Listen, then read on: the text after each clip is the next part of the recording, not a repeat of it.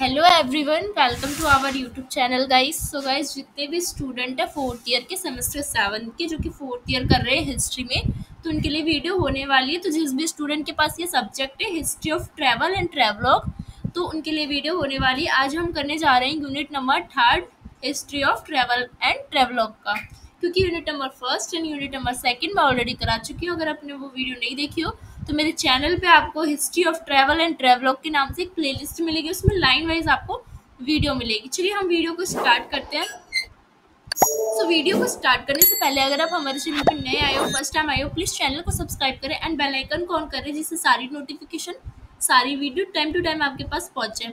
Description में आपको मेरे टेलीग्राम का लिंक मिलेगा, वहाँ पे आप ज्वाइन हो सकते हो बिल्कुल फ्री ऑफ कॉस्ट। आपको Hindi medium and English medium में PDF दे दी जाएगी, ठीक है।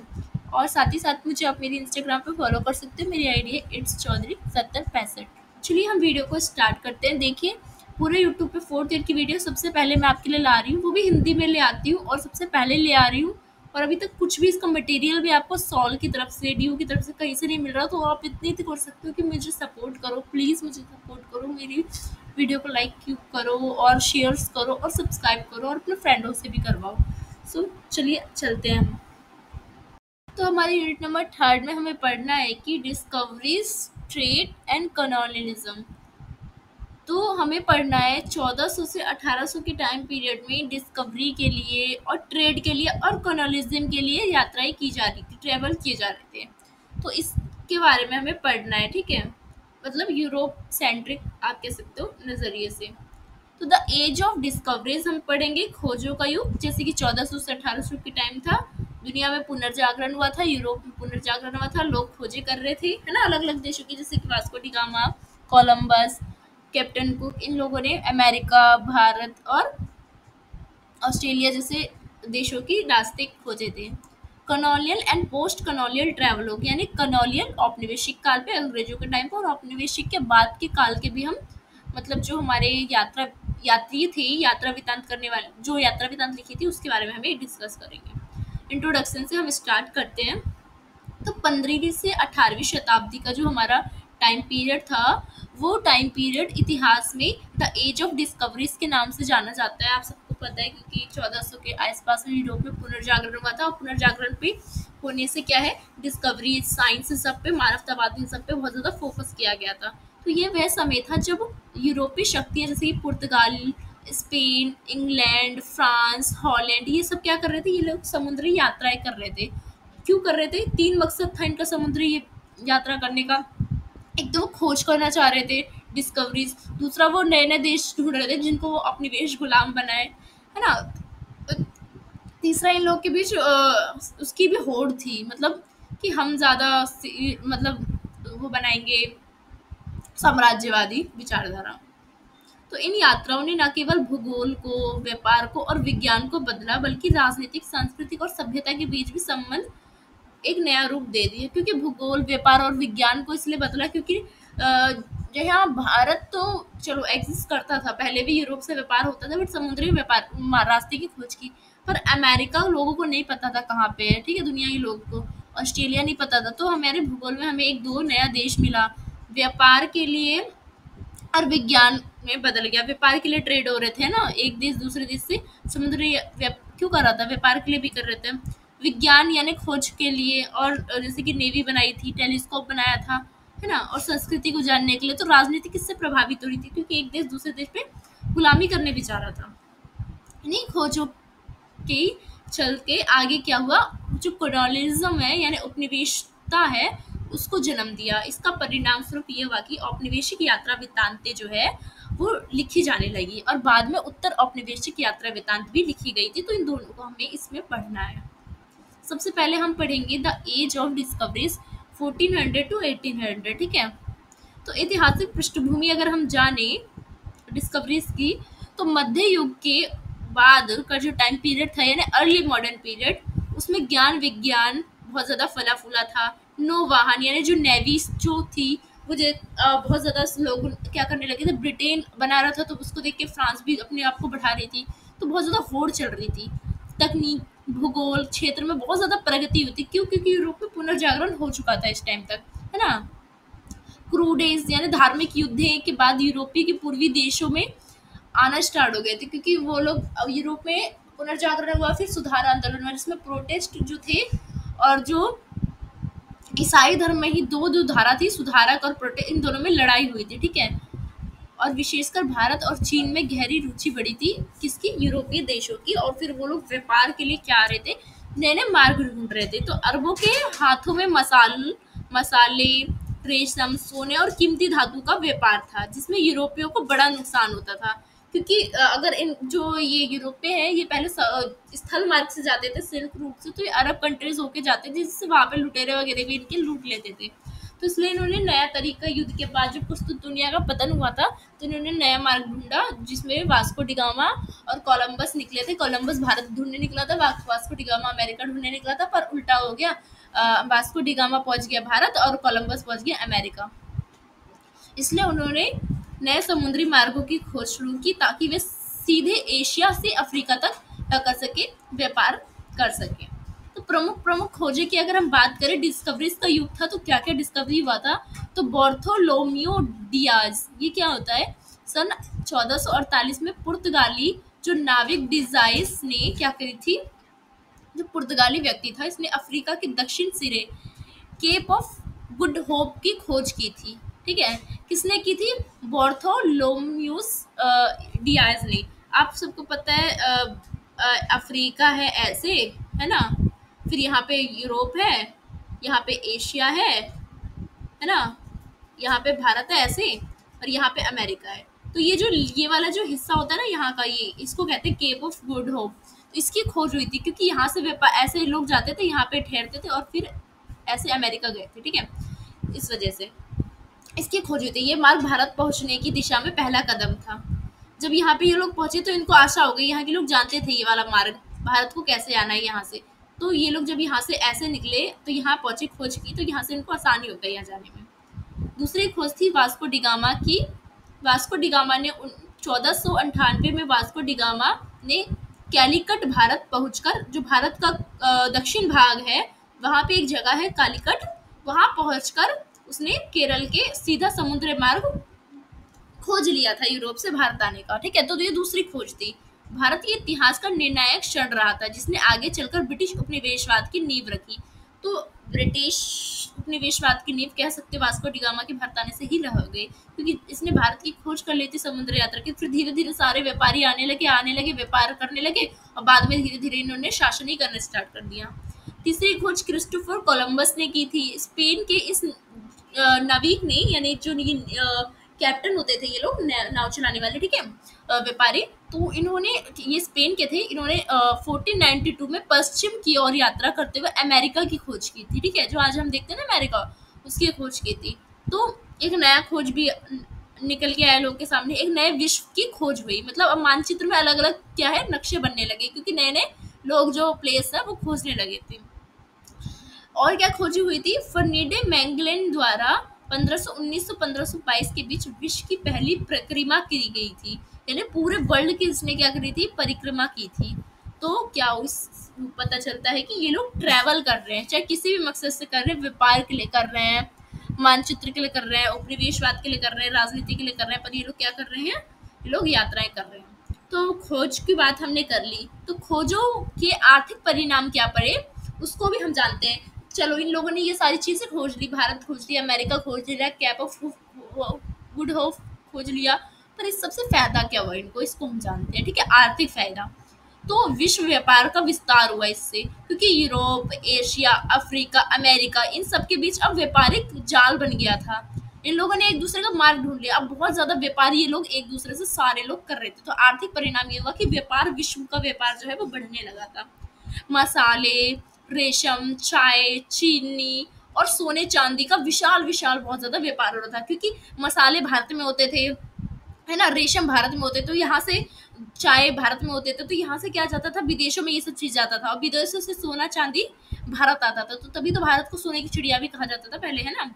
औद्योगिक पूंजीवाद का उदय हुआ, जिससे आगे चल के औद्योगिक क्रांति संभव हुई, क्योंकि जब लोग, कंपनियां बाहर से जब व्यापार के लिए भारत आने लगी, तो भारत में वो लोग अपनी कंपनियां बिठाने लगे, जिससे भारत में उन लोगों ने, जब ब्रिटिश लोग भी आए थे यहाँ पे व्यापार करने, उन लोगों ने अपनी फैक्ट्रियां कंपनियां बिठाई, तो इससे क्या हुआ, औद्योगिक क्रांति जैसे ब्रिटिश में हो रखी थी पर यहाँ पे भी धीरे धीरे होने लगी, क्योंकि उन लोगों ने शहर बनाने स्टार्ट किए और कंपनियां फैक्ट्रियां बिठानी स्टार्ट की। तो गुलामी, स्लेवरी और मानव तस्करी का भी उदय हुआ, क्योंकि जब औद्योगिक क्रांति भारत में आई, अंग्रेज आए, अंग्रेजों ने तस्करी करना स्टार्ट की। किसकी? मानव तस्करी। मानव को एक जगह से दूसरी जगह, जैसे कि बंगाल और असम के, बिहार के इतने जो गरीब जो लोग होते थे, उसको क्या करा जाता था, चाय के बागान में जबरदस्ती असम में, बंगाल में, पूर्वी क्षेत्रों में खेती कराई जाती थी। और इन कई सारे को तो क्या करा जाता था, अपने देश या अफ्रीका से लोगों को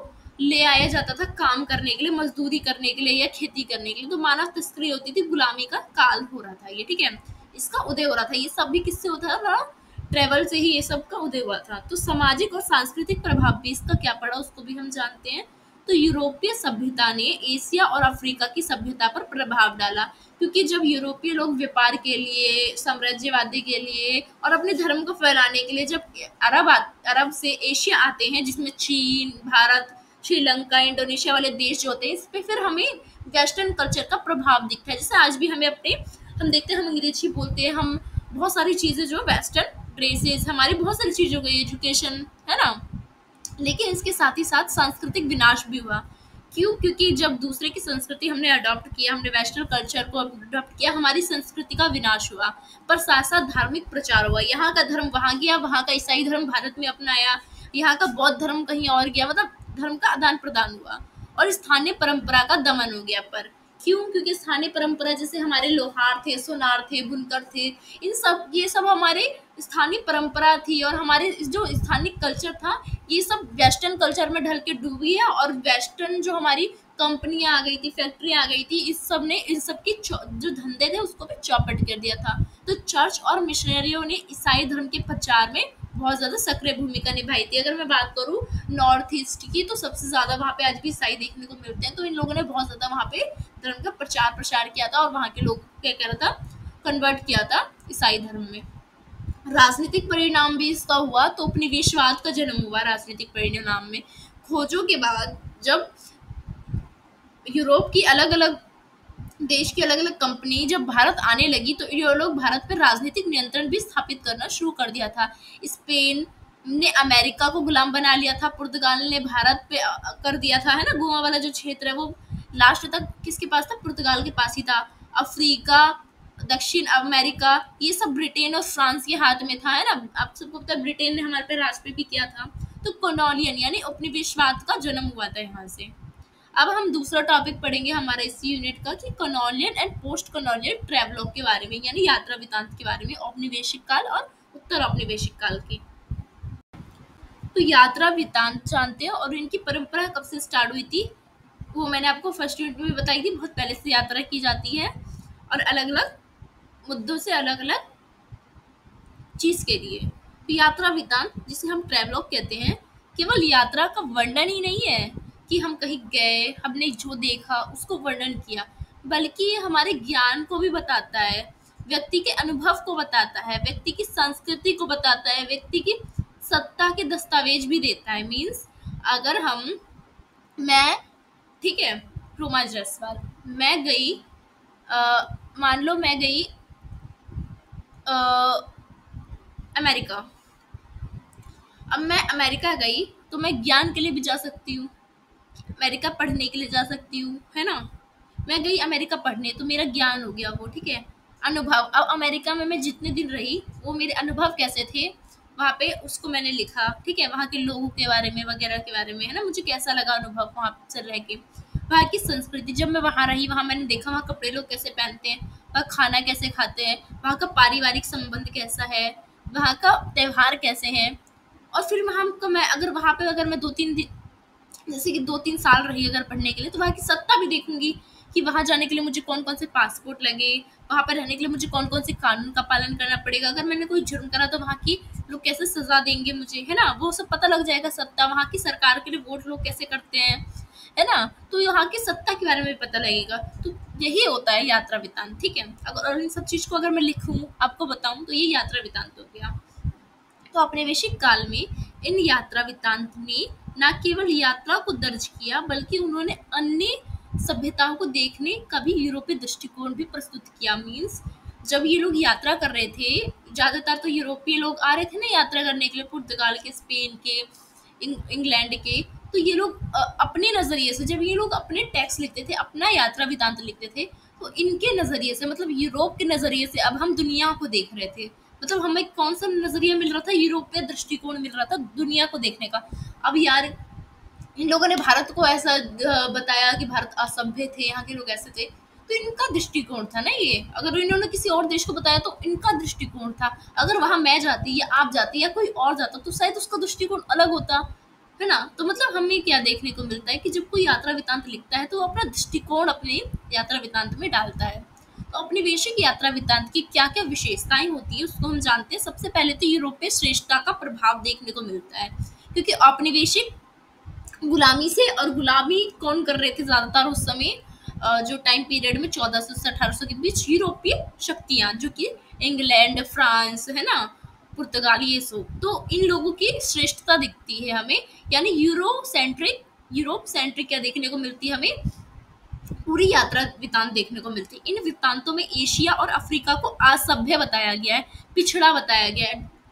कहा गया है कि ये लोग के पास कोई ज्ञान नहीं था, डेवलप नहीं थे ये देश। हम गए, हमने इसको सभ्य बनाया, हमने देखा, मतलब अपने आप को सुपीरियर दिखाते थे ये लोग, है ना। उसमें से जैसे कि भारत को एक रहस्यमय और आध्यात्मिक लेकिन अराजक भूमि के रूप में चित्रित किया। इन्होंने कहा है कि भारत एक रहस्यमय था, आध्यात्मिक, बहुत ज्यादा यहाँ के कल्चर के बारे में, यहाँ के लोगों के बारे में, यहाँ के धर्म के बारे में बताया, पर यहाँ के लोगों को अराजक बताया, मतलब असभ्य बताया, बर्बर बताया कि यहाँ के लोग को अकल नहीं है, लड़ते हैं, झगड़ते हैं, बुद्धू है, भगवान को मानते हैं, ऐसा बताया गया था एकदम, ठीक है।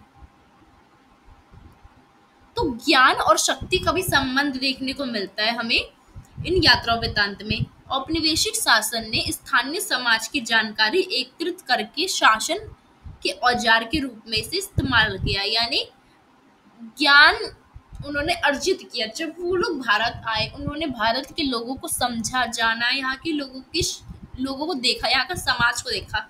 अब इस यात्रा वृत्तांत को कोई यूरोप का व्यक्ति दूसरा पढ़ता है, जो शासन करने भारत पे आएगा, कोई पढ़ेगा तो वो समझ पाएगा ना, अच्छा भारत ये है भारत में, तो उसको क्या है, शासन करने में एक हथियार मिल जाता है। तो ब्रिटिश सर्वे, नक्शे और भाषाई अध्ययन, ये सारी चीजें हो रही थी जो कि यात्रा वृत्तांत के तहत हो रही थी।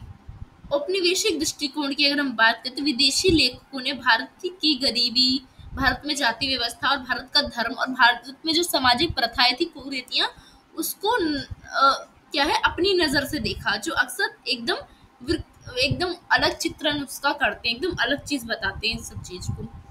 तो औपनिवेशिक यात्रियों के अगर मैं उदाहरण दूं तो कौन कौन भारत आए थे जो कि यूरोप के थे, यानी यूरोप के यात्री कौन कौन भारत आए थे। तो फ्रांसिस बर्नियर थे, जो कि 17वीं सदी में फ्रांस से आए थे मुगल दरबार में, और भारतीय समाज का इन्होंने अपनी यात्रा वृत्तांत में वर्णन किया था। उनकी रचना मुगल डेस्पोटिज्म की अवधारणा को जन्म देती है, यानी भारत में स्वतंत्रता का अभाव है। इस ये कौन बोलता है, फ्रांसिस बर्नियर बोलता है अपनी यात्रा वृत्तांत में, जब वो मुगल के टाइम पे भारत आता है। जेम्स मिल्स जो है, वो अपनी पुस्तक हिस्ट्री ऑफ ब्रिटिश इंडिया 1817 में उसने भारतीय सभ्यता को पिछड़ा बताया और अंग्रेजों को सुधारक के रूप में बताया कि यहाँ के लोग बर्बर थे, हम आए, हमने इनको सुधारा, हमने इनके कल्चर को बदला, तो अपने आप को बहुत ज्यादा सुपीरियर दिखाते हैं। वैसे ही अब्बास खां सरहिंदी और अब्दुल करीम खान जो थी, ये भी उस समय भारत आए थे। इन्होंने भारतीय दृष्टि से यात्रा वृत्तांत लिखे, जिन्होंने यूरोपीय की नीति की आलोचना की। ये लोग क्या कर रहे थे, ये लोग थे, इन्होंने भारतीय दृष्टिकोण से लिखा, मतलब भारत के लिए यात्रा वृत्तांत भारतीय दृष्टिकोण से लिखा। और जो यूरोपीय लोग कह रहे थे ना भारत के बारे में क्या सभ्य है, तो इन लोगों ने उन लोगों को ही क्रिटिसाइज किया, ब्रिटिशों को, कि नहीं ये लोग गलत बोल रहे हैं अपने यात्रा वृत्तांत में, भारत तो अच्छा है। तो फिर इन लोगों ने क्या करा था, अपनी यात्रा वृत्तांत में बिल्कुल उससे अपोजिट लिखा था। तो उत्तर औपनिवेशिक यात्रा वृत्तांत की अगर हम बात करें, यानी औपनिवेशिक के बाद की अगर यात्रा वृत्तांत, जब देश आजाद हो गया था, तो स्वतंत्रता के बाद भारतीय और एशिया लेखकों ने अपने यात्रा वृत्तांत के माध्यम से औपनिवेशिक दृष्टिकोण भी प्रदान किया था। इन वृत्तांत में आत्मसम्मान था, संस्कृति पुनर्जागरण के बारे में बताया गया, औपनिवेशिक विरासत की समीक्षा इसमें देखने को मिलती है हमारे कौन से पोस्ट कॉलोनियल ट्रैवलॉग्स में। उदाहरण के तौर पे नेहरू की अगर डिस्कवरी ऑफ इंडिया की बात करें, भारत की खोज, तो उनमें उन्होंने लिखा है कि ये केवल ऐतिहासिक ग्रंथ नहीं है बल्कि एक आध्यात्मिक यात्रा वृत्तांत है, यानी यात्रा वृत्तांत है कहते हैं ये, जो भारतीय सभ्यता की आत्मा को पुनर्जीवित करता है। तो इसमें ये लोग भारत के लोगों को राष्ट्र से जोड़ने के लिए नेहरू जी ये लिखते हैं और ये भी एक यात्रा वृत्तांत है। निराज सी चौधरी और सलमान रुश्दी जैसे लेखकों ने अपनी प्रवासी दृष्टिकोण से औपनिवेशिकता की समीक्षा की है अपनी यात्रा वृत्तांत में। ठीक है, तो यात्रा वृत्तांत में व्यापार और उपनिवेश का भी संबंध देखने को मिलता है। खोजों से उत्पन्न व्यापारिक हितों ने औपनिवेशिक को मजबूती दिलाई थी। यात्रा वृत्तांत में व्यापारिक लाभ हुए थे क्योंकि यात्रा वृत्तांत जो लिखे जा रहे थे ये सारे व्यापारियों के लिए फायदेमंद थे, क्योंकि वो लोग कैसे आना है, कब आना है, कैसे आना है, ये सब उनको यात्रा वृत्तांत से पता लग जाता था। संसाधन की लूट और स्थानीय प्रतिरोध का भी उल्लेख मिलता है किसमें, यात्रा वृत्तांत में। जब हम देखते हैं कि जैसे वास्को डी गामा, कोलंबस, ये लोग अपनी यात्रा वृत्तांत लिखते हैं तो इससे क्या है, बहुत सारे लोग फिर भारत में आना स्टार्ट हुए, चीन में आना स्टार्ट हुए, अफ्रीका में आना स्टार्ट हुए, जिससे यहाँ के लोगों को लूटा गया। तो भारत, अफ्रीका और अमेरिका के लोगों से श्रम और संसाधन का बहुत ज्यादा इन लोगों ने शोषण किया था, यूरोपीय लोगों ने।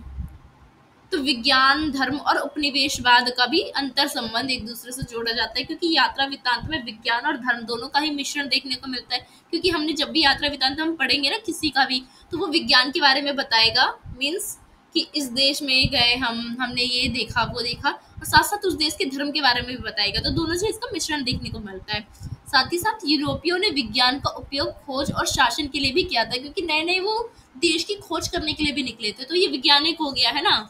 जबकि धर्म का उपयोग सभ्य बनाने के बहाने वो लोग कर रहे थे कि जो भारतीय जो कल्चर है, भारतीय जो धर्म है वो असभ्य है और हमारा जो ईसाई धर्म है वो सभ्य है, तो ऐसे लोग उपयोग कर रहे थे। तो उपनिवेशवाद की आलोचना और उत्तर उपनिवेशवाद के बारे में अगर हम जाने तो 20वीं सदी में एडवर्ड सैड ने ओरिएंटलिज्म, जो उनकी पुस्तक थी 1978 में, उसमें उन्होंने ये दिखाया कि कैसे यूरोपीय लेखन ने पूर्वी समाज को अलग और हीन बताया है। मतलब एकदम साइड बाय साइड कर दिया और कह दिया कि ये तो असभ्य है। यात्रा वृत्तांत इस ओरिएंटलिज्म का प्रमुख माध्यम थे। उत्तर औपनिवेशिक लेखकों ने इसे वर्चस्व को चुनौती दी है। मतलब जो कॉलोनियल पीरियड में जो ये लोग लिख रहे थे, अंग्रेज और यूरोपीय लोग यात्रा वृत्तांत, उसमें ये लोग पूर्वी देश जैसे भारत, श्रीलंका, इन सब, अब चीन, इन सबको क्या है, असभ्य, बर्बर और पिछड़ा हुआ बता रहे थे। पर जब इन लोगों के देशों से आज़ादी जब हमारे देशों को मिली और उसके बाद जब यात्रा वृत्तांत लिखना स्टार्ट हुआ, तो फिर हमारे लोगों ने इनको क्रिटिसाइज करना स्टार्ट किया। ठीक है, तो निष्कर्ष में हम क्या लिखेंगे, ओवरऑल हमने क्या पढ़ा, तो द एज ऑफ डिस्कवरी जो है वो मानव इतिहास का एक ऐसा दौर था जब दुनिया क्या कर रही है, भूगोल के लिए, व्यापार के लिए, संस्कृति के लिए, राजनीति के लिए यात्राएं कर रही थी। लेकिन इन खोजों के पीछे लोगों का एक दृष्टिकोण ये था कि औपनिवेशिक शोषण करना, क्योंकि इस समय खोज ज्यादातर यूरोपीय देश कर रहे थे। ठीक है, जैसे कि ब्रिटेन, पुर्तगाल, फ्रांस, है ना। तो ये लोग एक तरफ से ज्यादा अपनी गुलाम देश बनाना चाहते थे। तो Asia, Africa, Latin America, Bharat, इन जैसे देशों को इन लोगों ने गुलाम भी बनाया था।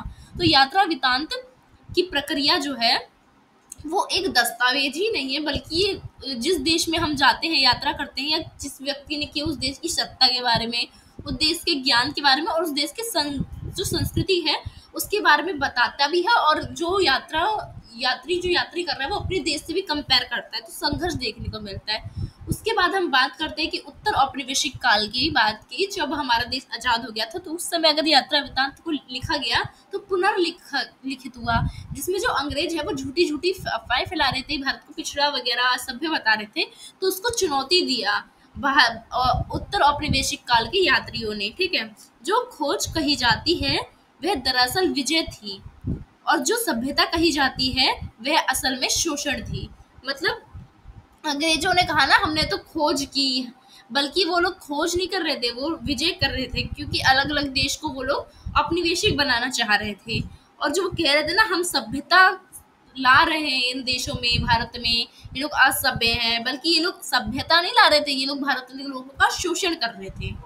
तो यहाँ पे होता है आपका पूरा unit number third travel and travelogue का खत्म। बस आपका लास्ट यूनिट बच जाता है, वो नेक्स्ट वीडियो में कराऊंगी। और देखिए जो आपका जो लास्ट वीडियो है ना, वो वेरी वेरी इंपॉर्टेंट हो जाता है बहुत।